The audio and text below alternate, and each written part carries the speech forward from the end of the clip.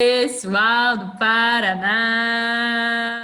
Fala, galera! Como está o ticket médio da IJ de vocês? Está abaixo do que vocês gostariam? Como fazer o cliente querer comprar o projeto independentemente do preço que vocês propuserem? Se liga aqui nas nossas dicas.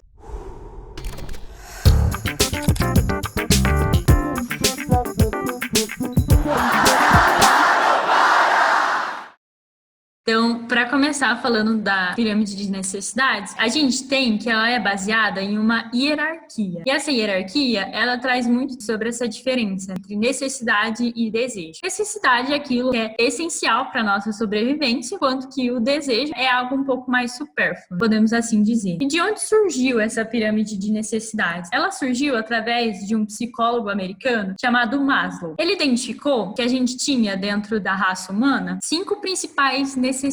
A gente tem aquelas necessidades essenciais, que são essas necessidades fisiológicas, respirar, comer, beber, dormir, que são coisas que, se a gente não respirar, a gente sabe que a gente acaba morrendo. A gente tem as necessidades de segurança, que estão muito ligadas a emprego, saúde, propriedade. Então, o que você se sente seguro em relação àquilo? A gente tem as necessidades sociais, que diz muito, né, sobre as nossas relações sociais, efetivamente, principalmente família, amizade, até relações amorosas. Subindo mais um pouquinho na hierarquia, a gente tem as necessidades de estima. Elas dizem, né, relação à autoestima, à própria confiança, a questão de respeito aos outros. E lá no topo da pirâmide das necessidades, a gente tem a autorrealização. Está muito ligada a crescimento, autocontrole, independência, desafios. E o que o Maslow diz? Que para a gente conseguir ir subindo dentro dessa pirâmide de necessidades, a gente precisa ter a base muito bem estabelecida. Por isso que às vezes a gente fala, né, uma criança que está com fome, ela não consegue prestar atenção numa aula, porque é uma necessidade muito básica que ela está tendo naquele momento. Isso é a pirâmide das necessidades. E por que a gente está falando disso? Porque, querendo ou não, está muito relacionado à questão de vendas. A gente tem uma metáfora que a gente pega essa pirâmide das necessidades e a gente transforma isso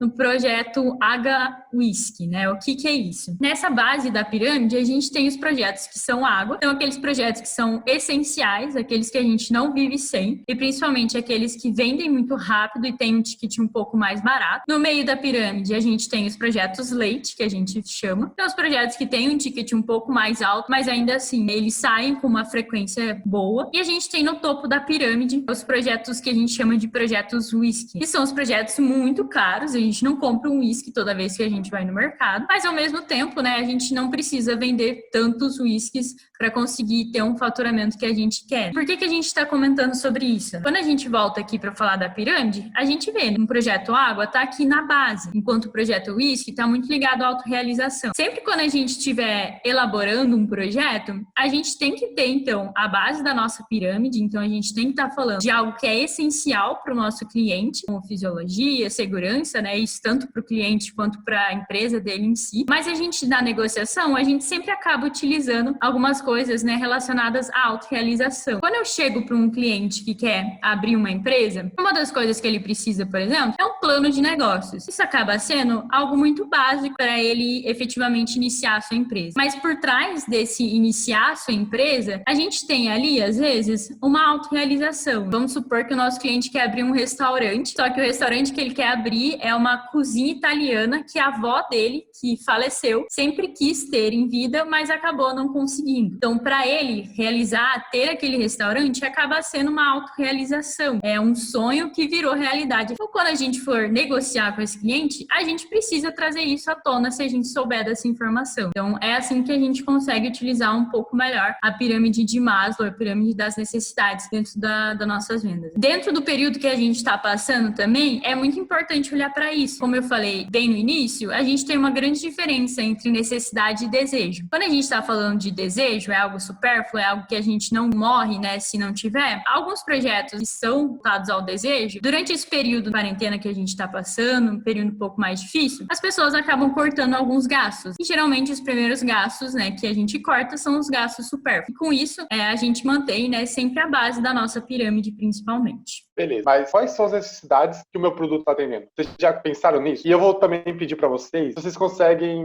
sequenciar o projeto de vocês, quadrar o projeto de vocês em projeto água, projeto whisky, coloquem nos comentários abaixo, o que vocês acham, conseguem ou não, quais são esses projetos, para a gente poder interagir aqui. Como isso tudo ajuda no nosso processo de venda? na compreensão da motivação da compra, na criação de produtos mais assertivos, quando vocês forem elaborar as propostas de vocês, por exemplo, e vocês terem uma maior precisão na abordagem da venda, na hora da negociação, ou até mesmo na hora da... E, por fim, em vocês elaborarem e desenvolverem estratégias de vendas mais condizentes com as necessidades do seu público-alvo.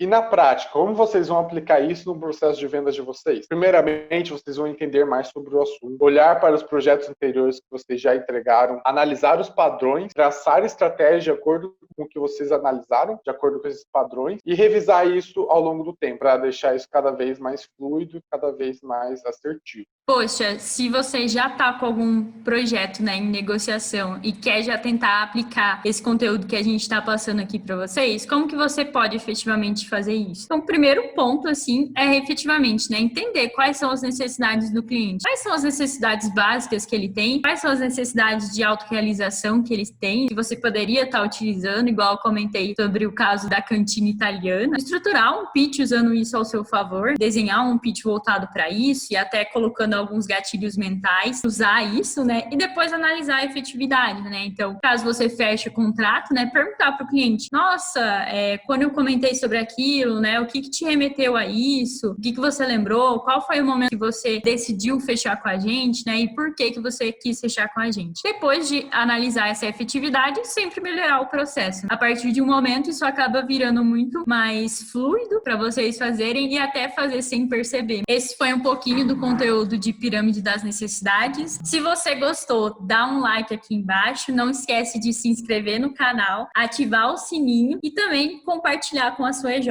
Se você tem alguma coisa, acrescenta ali nos comentários, que pra gente é muito importante. Até o próximo vídeo, galera. Até mais, galera.